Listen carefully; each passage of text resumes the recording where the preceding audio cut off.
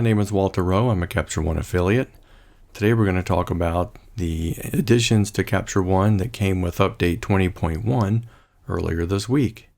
We're going to talk about the new heal and clone brushes. We're going to talk about the new Nikon picture control ICC profiles. And we're going to talk about the new before and after feature. Here we have a portrait that I took of myself some time ago. I got some new lights and I was trying them out and actually did not expose it very well, as I will show you with the new before and after feature. The shortcut Y key is now provides you the before and after feature. And if you look up in the upper right hand side of the default workspace, you'll see a little, looks like two vertical pieces of paper with a vertical line between them, and one is hollow and one is filled in, and that represents the before and after. And if you hold down the little drop down, you can choose between a split view slider and what's called full view. And in full view, you switch between whole images on the screen. The entire viewer swaps between before and after versions. And in the split view slider, which we're viewing right now, you see you can pull left and right and switch between before and after versions. And as you can see, this image was quite overexposed when I took it. And this, the after is the view after I've rescued it, if you will. Now you can also hit Command Shift Y, Shift Y. And that also does the switch between the full view and the split view. Shift Y again, you go back to split view. Shift Y again, you go to the full view. And you see that we're now, if I press the Y key, I switch back and forth between the before and the after. And in the before view, you get a little label in the top left corner of the image indicating this is the before view. So very handy. This is a great addition. I know a lot of people have been waiting for this. It's terrific. Let's now talk about some other things I've done on this image. In the base characteristics, the ICC profile for some of the newer Nikon camera models, if you present a RAW file, they now offer, in addition to their generic Capture One developed profiles, they offer now these Nikon profiles that correspond to the picture control profiles that you find in the camera. And if you were to choose them in the camera and you had the camera creating JPEGs at the time that you take a picture, whether it's RAW plus JPEG or only TIFF, and you chose one of these profiles, you would expect the resulting RGB file in camera to look like, whatever the picture profile is that you chose.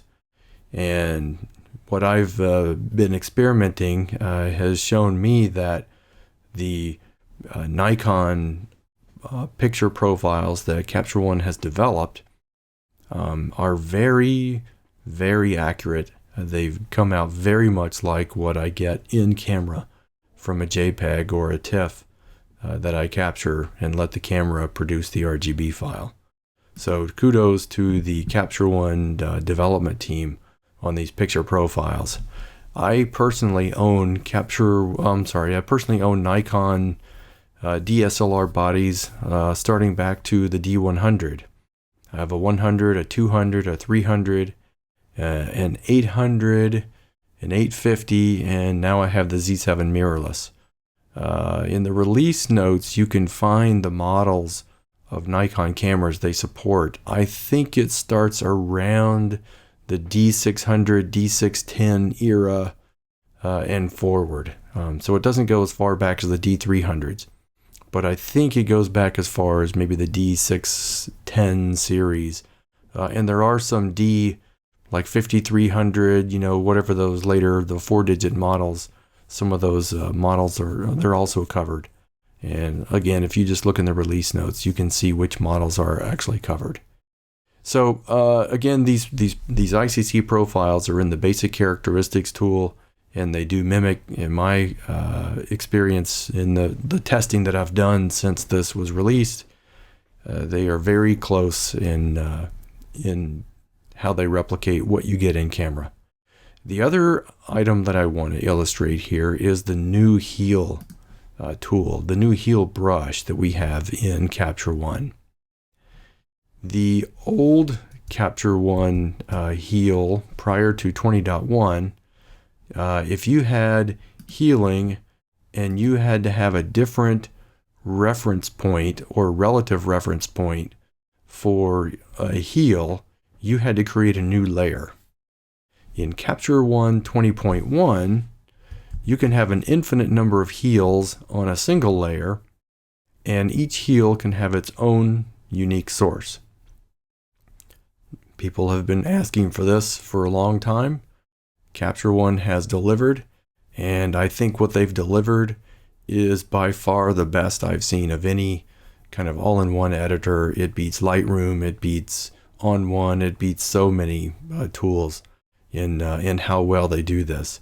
Not only is the quality of the heel itself superb, but what I find is its automatic selection of a source beats any other product that I've found out there.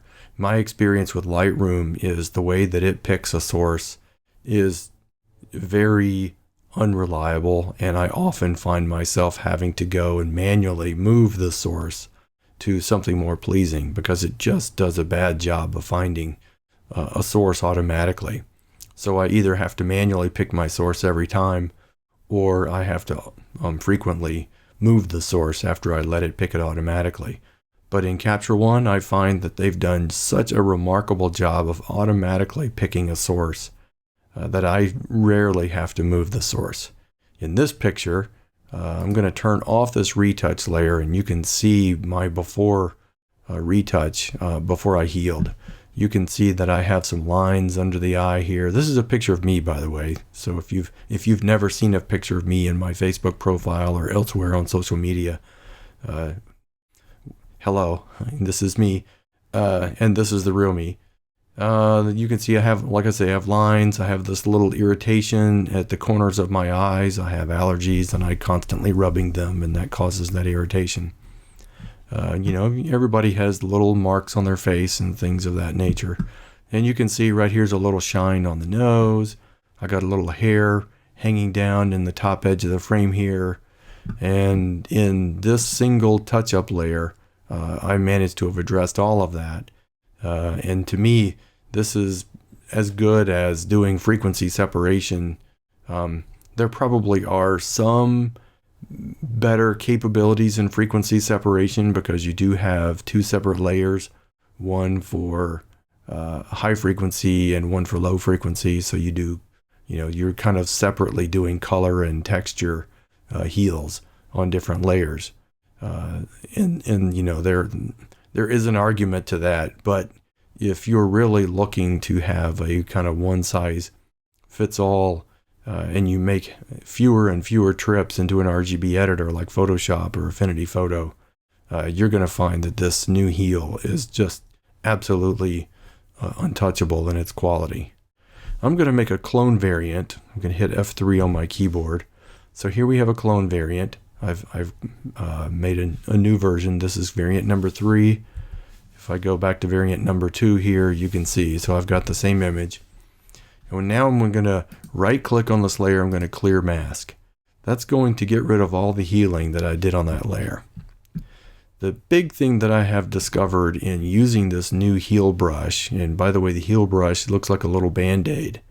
There's also a new clone brush, which looks like a rubber stamp. So the shortcut key for selecting the heel brush is the Q, and the shortcut key for selecting the clone brush is the S. For all the heels and retouching that I did on a heel layer, and I did with the heel tool.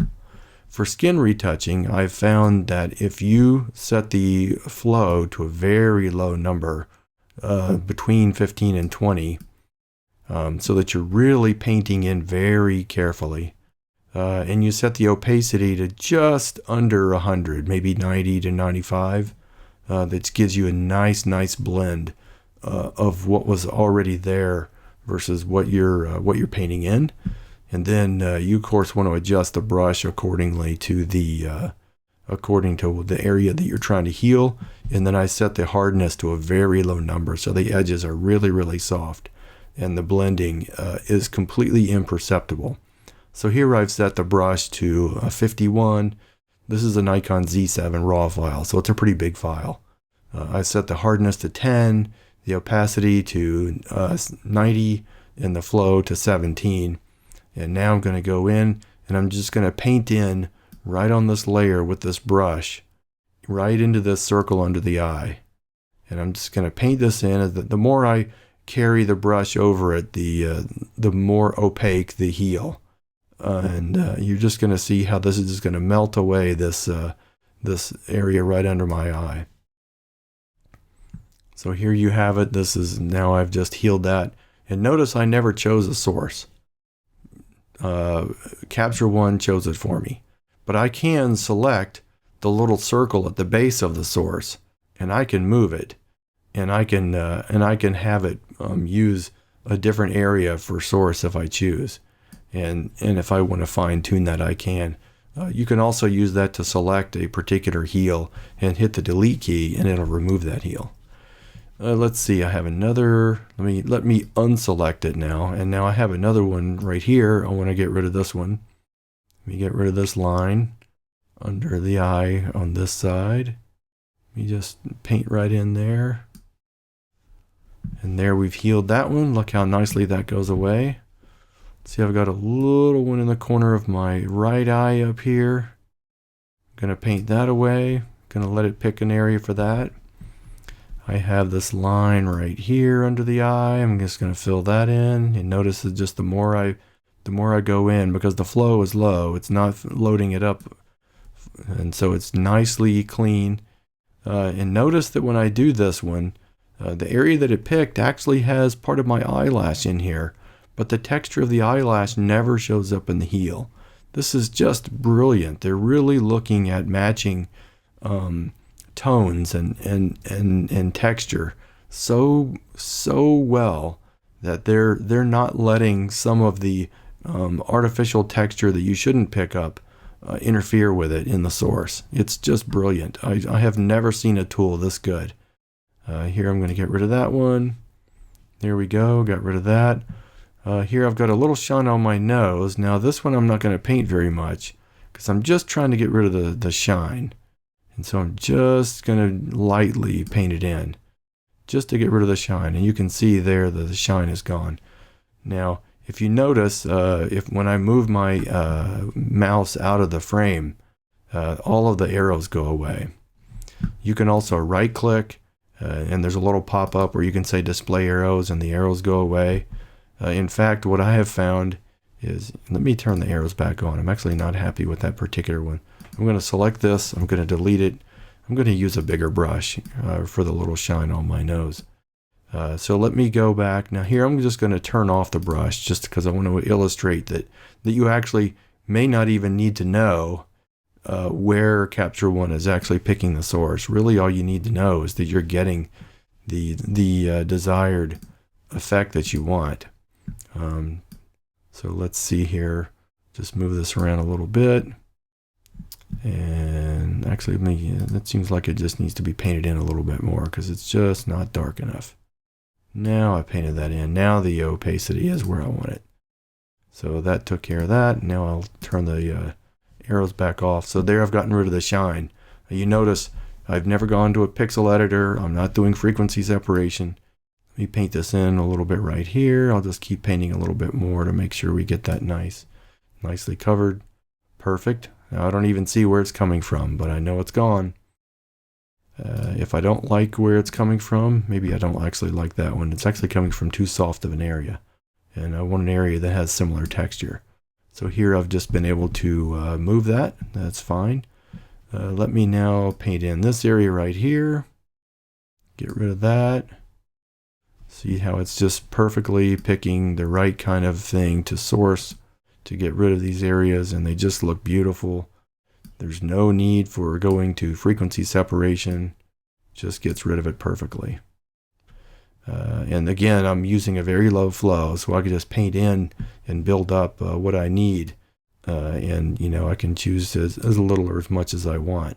And I find that using this method for painting in a particular healing on the skin like this just really helps to ensure that you don't overdo it, and that you get just a nice blend in here. And I just want to heal all this right here.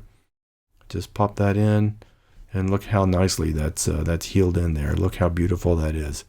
And I mean, you tell me you can do that in any other editor that's just a raw editor like this, without having to go to like Photoshop or Affinity Photo to do frequency separation. Just pull that right in. Look how nicely that looks. I look years younger just by doing that.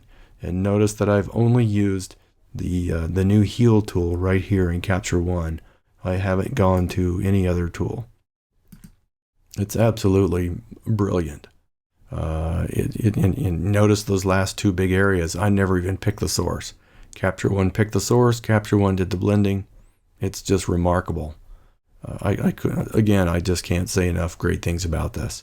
So even in this one picture, we've illustrated the new picture profiles in the ICC profile. We've illustrated the new heal tool, and we've illustrated the before after tool. And we've illustrated that you can turn these arrows on and off just by selecting this. You can also turn them off in the layers panel by selecting the little rectangle that looks like it's got an eyeball in it, and it is the visibility menu. But in addition to the visibility, it also controls the visibility of the heal and clone arrows. And you always have the option of the M key for showing the masks. You can see the masks for all of your heals just like you could before. So that has not changed. It's really terrific. I actually think this may be a better version than the one I did earlier. Here's the one I did earlier, and here's this one. Yeah, this looks really nice. I might actually keep this one. Okay, so let's go away from there. So that's a portrait, and that just illustrates how amazing this is for skin retouching. And now I want to go to an outdoor landscape picture. This is a picture I took in Las Vegas. I took this picture in 2003 on December 30th, the day before New Year's Eve. My wife and I were there for New Year's Eve in Las Vegas. And in this picture was taken from our hotel room window. In the hotel room in the winter, the hotels don't clean the outside of their windows. So there were just a bazillion spots. And if you notice down here in the bottom left, I had the viewer labels enabled, and you can see it's 360 millimeters.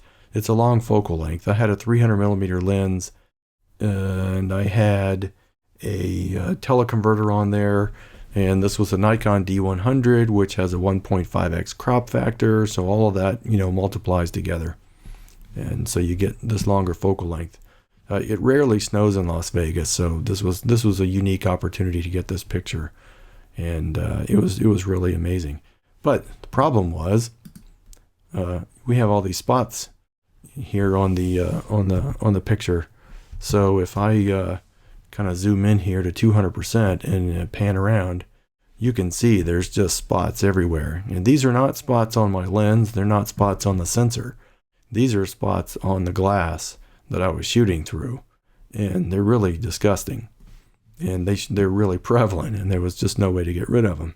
If I wanted the picture, I'm going to get the spots, and I just know I'm going to clean them up when I get home. Well, I did that, and in the old Capture One method, I had 2 heal layers. I've just gone to the original variant of this, and you can see that I have 2 heal layers here. I have a heal layer for all the spots, and then I have a heal layer for this antenna that's in the bottom of the screen down here. Because they had different reference sources relative to the heal area, I had to use 2 different layers. In the new heal tool and heal layer in Capture One, I was able to go back and redo this full healing in about 5 minutes, and I only had to use the heal tool. So I'm going to hit F3 to create a new clone variant. And this time I'm actually going to get rid of the heal layer altogether. So here I've gotten rid of the heal layer. You can see that all the nasty spots and things have come back. So I'm going to go down here. I'm going to hit my Q key. Again, the Q key brings up the healing, the new healing brush. I am going to display the arrows. And this time I'm actually going to bring the flow up to 100 and the opacity up to 100 because I just want to knock these spots out. I don't want to blend them. I actually want to get rid of them. I'm not trying to recover anything underneath. I really want the source to truly heal. And then I'm probably going to bring the size of the brush up a little bit because the first one I'm going to heal is right down here. I'm just going to come right here and get rid of this antenna. And you're going to be amazed. I'm going to do nothing. There it's gone. And notice it created a heal layer all on its own. I never even had to create the heal layer. If you click the heal brush and you start painting and there's no heal layer, it will automatically create a heal layer. If there is a heal layer, it will select the topmost heal layer and use that as the heal layer. If you just switch to the heal brush and you're not already on a selected heal layer. So if you just see, I'm just painting in, and it's doing a marvelous job. Not really thrilled with how that one came out because of the source it chose, but I just moved it, and here we go. I'm just kind of popping around the image, and I'm just knocking these right out, and it takes no time at all. Again, earlier today, I actually did the whole image just as a test, and it took me maybe 5 or 10 minutes to go through the entire image and knock all these out and get the whole image back to the way it was. That probably took me a good 30 or 45 minutes to edit on the very first time I did this. So, kudos again to the fine developers at Capture One for how well they implemented it. Not just the fact that they gave us this capability, which we've been wanting for such a long time, but the manner in which they make this work. I find it to be far better than what I had previously experienced with Lightroom, and I find it even far better than what I used to use in Apple Aperture long ago. Apple never did this well. And I loved Apple Aperture. The interface was wonderful. The ability to brush in and brush out adjustments was amazing. The reason I switched to Capture One was that Apple decided to stop developing Aperture, and I'm actually glad that I did switch because Capture One just brings so much more to the table than Aperture ever brought. So you can just see that I'm just popping through here. I'm just knocking these holes, not holes. I'm knocking out these spots as we go, and they're just nicely going away. I'm not really choosing any of the sources. I'm letting it choose the sources. It's doing a very intelligent job. Even if the source doesn't look exactly like the target, the way that it blends is so clever that you would never know. As you've seen, as I've been editing a couple of pictures now, I've done very little changing of the source that Capture One is picking. Capture One is just doing such a marvelous job of determining the right source to pick that I don't have to. So I'm not going to do the whole picture, but you can see that I have, probably 2-3 dozen now heal points on the same layer, and I haven't had to pick, or I haven't had to go to different layers. Everyone has a unique source, and it's all on one layer. And this is just exactly what we've been wanting for such a long time. Going to name this through spot removal. We can also do, we'll test this on this image. We'll test the clone tool as well, just for illustration purposes. Here we'll hit the S key. Now the clone tool is a little different. The clone tool does not automatically select a source. The clone tool does require you to select a source. And it will do exactly what you say. It will clone. So it's not blending, it is truly cloning. But with each source and each target, it's doing exactly what you expect. It just kind of pops them right in there. But you can, of course, paint just like you can anything else. And it does a very good job. So there's an example of having spot removal and heal and spot removal and clone. And it's very, very powerful and quick. We've been waiting for this. Kudos to Capture One, not just for providing it, but for providing such an incredible capability. Okay, so that's an outdoor picture. Here, let me show you this picture. This is a local public gardens that we frequent. And in this one, I've used the Nikon picture control profile for landscape. The generic V2 profile is the one delivered by Capture One. And it's a nice profile. The greens are nice, and everything's kind of pretty. It's a bit more muted. If I choose the Nikon profile for landscape, you notice it's got a bit more punch. It's got a bit more contrast to it. I could probably even go down here and maybe even kill some clarity just to back that off. Maybe even kill a little bit of contrast if I wanted, just to get back to not have quite so much punch. But you get the idea here. And this is all done on the background layer. I haven't done any special editing to this at all. It's just using the landscape Nikon picture control profile plus typical adjustments that you would make on a photograph. And this picture I'm going to show you now is also another portrait. So this is a wonderful couple that asked me to do their engagement pictures. I've been friends with the young man's parents for a number of years, and I did senior portraits for his brother, and met him and his lovely girlfriend at the time, and they got engaged and asked me to do their engagement photos, and I absolutely couldn't wait to do them. So here let me bring this up. Here you can see, in this one I've done the Nikon portrait profile.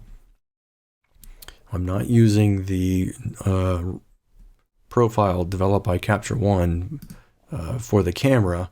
I'm using the profile that Capture One developed to mimic the Nikon portrait picture control profile from the camera. And it does a really nice job. It's very pleasing colors here.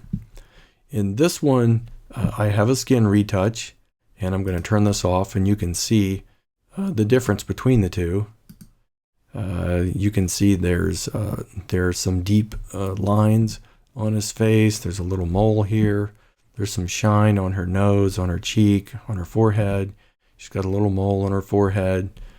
He's got a little bit of complexion that we want to take care of. And I used only the brand new heal tool, and I'm able to mitigate all of those. And if I turn on the before and after and do the slider, you can kind of see, how this changes. You can see right here on her cheek, how the shine has just gone away.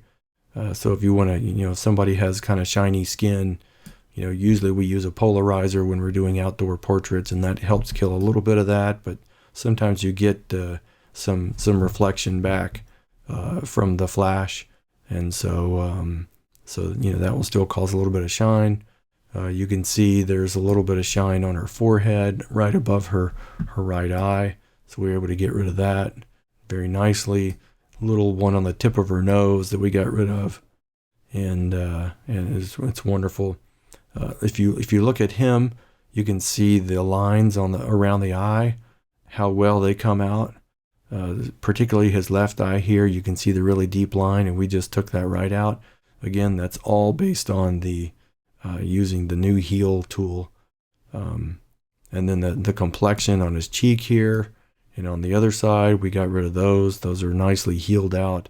So this is like skin retouching on steroids for a tool that is really just a raw editor. It's not a pixel level editor like Photoshop or Affinity Photo. So, it's not separating into layers with frequency separation. It's actually just using such a superb method of healing. So I'm going to do F3 to give me another clone variant, and I'm going to turn off the before after view, And in this clone variant, which is variant number 3 down here, I'm going to clear the mask so we get rid of all the healing that we did before. And now I'm going to go back to my cue for my healing brush. I'm going to now move my flow back down to about 16 and 17. I'm going to move the opacity to about 90. I'm going to keep the softness really soft. I'm going to move the brush size just a little bit more. And we're just going to paint in right over this this deep line right on his face here. And you know, that where it's not so deep, we don't have to paint as much. And where it's a little deeper, we paint a little bit more so that we have a little bit more effect. You know, because we have the flow set so low. And we just pull that up and there you go. You can just see the line is just now gone. And then let's do this right here on this line that comes in to the corner of the eye. And we'll get that little mole while we're at it. We'll just paint this a little bit more. And just come out to the edge of that line there. Nope, we don't want to heal. Well, look at here. This is interesting. You actually picked a source from her. But look how marvelous it blended in. Actually, I'm not even going to change that. I don't even care. It just did such a great job. Here's this little, let me zoom in a little bit more. Just got this little bump on the nose here. We're just gonna tickle that a little bit. And we're gonna pick, and then here we go. We just got rid of that. And now here's the shine on the nose. We're gonna get rid of the shine on the nose. Just give a little bit more right in the middle of it. There's the shine is gone. We've got this little bit of complexion bit right here we're going to get rid of. We're going to get rid of this one.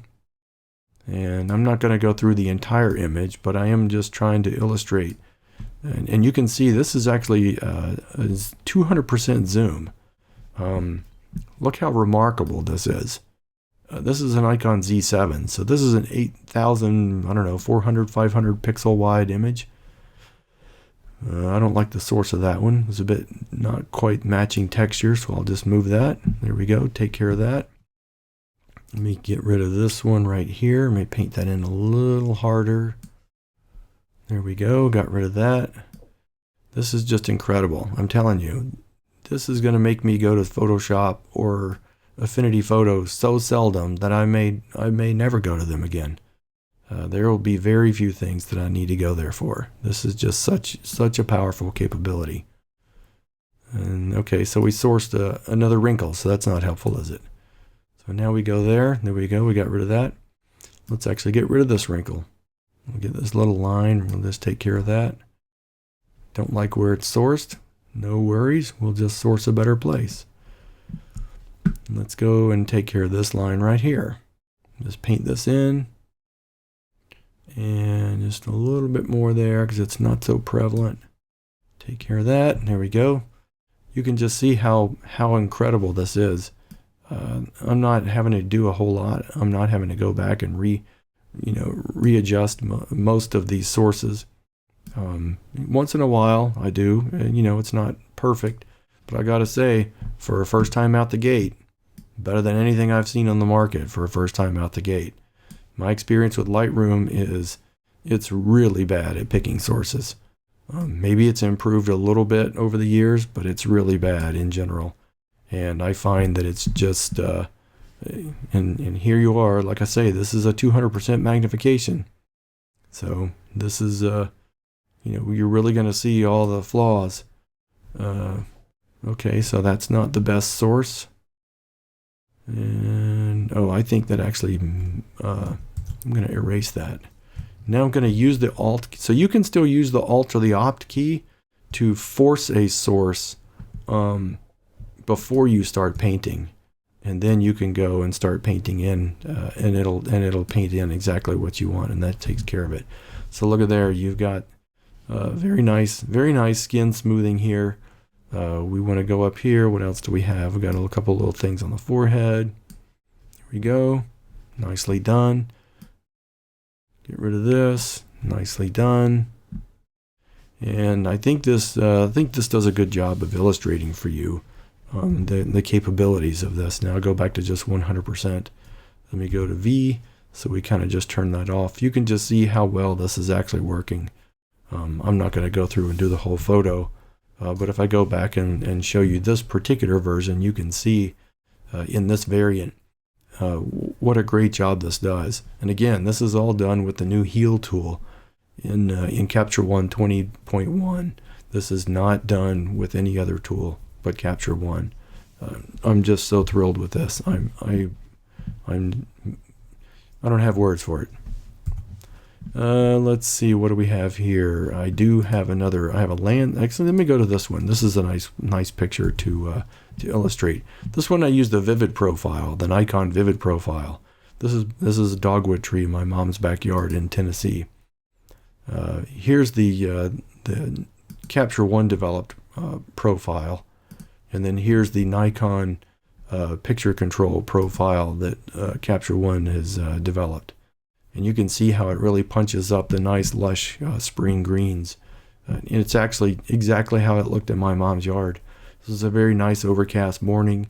It was about 55, 60 degrees. It was just beautiful outside. It was an April day. And this looks exactly like what I saw that day. And let me look at another one here. We have another portrait. This was a nice young lady. Senior portrait session I did. Actually didn't have to do too much on this. This lady is just a nice, fresh, young looking face. And here I'll turn the skin retouching layer off. And I'll turn it back on. I'll hit the M key to show the mask. You can just see just a very few points where I did any type of touch up. Let me turn that off.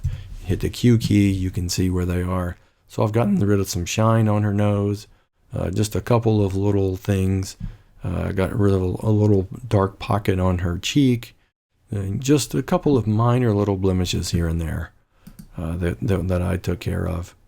And just made her look absolutely perfect. So it was really, really nice to see that. And then this one picture here is a landscape photo. This is sunrise at Shenandoah National Park. I did this back in, this was, let me see, October of 2015. So these have the old style Heal layers on it. You can see the kind of the screen blipping as I'm moving between the layers, how it's showing you kind of what was done on those layers. I'll hit the M key and you can see the little red dots. They have different relative sources on those two different layers, which is why I had to use two layers. Let me turn the mask off. Let me go to the background. I will now hit F3. We'll get a new clone variant, and I will remove these layers on this clone variant. I will hit the Q key. Let me go to 100% view, and I am not creating a Heal layer. I just turned on the Heal brush. And I'm going to paint this in. And there it goes. Let me actually go to flow and opacity of 100. Let me select and delete that one. Come on, delete. There we go. So let me start over and just paint that in. Let me go to here and paint it in. It's just doing a great job. There we go. If you think that I'm just gushing over this, you'd be right. I'm not denying it. I'm not hiding it. I love this. I love this. I love this. Here we go. Here's another one. There's another one. Another one. This is just so easy, so fast. This is far better than the old style of how we used to have to do Heal layers. And the quality of the Heal, I think, is vastly improved over the old Heal layers as well. I think the blending that they do now, they must have done something different in the math, because it's just stellar. It's imperceptible, in my opinion, relative to what we used to have. So I'm not going to do all these, but you get an idea of how easy this is. And we're doing all this on a single layer. Each one has its own unique source, and they can all have different relative directions. You can tell by the arrow key the relativity of the source versus the target. You can select the base or the source, and you can delete them, you can move them, you can unselect it. They just done such a tremendous job. This is phenomenal. So that concludes the demonstration. I hope this helps you really appreciate the new capabilities of these tools in Capture One. Again, we've looked at the clone and the heal layers. We've looked at the before and after viewer now. You can have the split or the image swap style of before and after. And we have looked at some of the various Nikon ICC picture profiles that are now delivered and also available in the new Capture One for Nikon that they released at the same time that they released 20.1. Thanks very much. I do have an affiliate link in my YouTube profile. If you wouldn't mind using that link every once in a while, I do earn a small commission. I am not an employee of Capture One. I don't get paid to do these videos, but I do earn a small commission if you use my link. Thanks very much for watching. Please post questions and offer comments, and I look forward to my next video with you.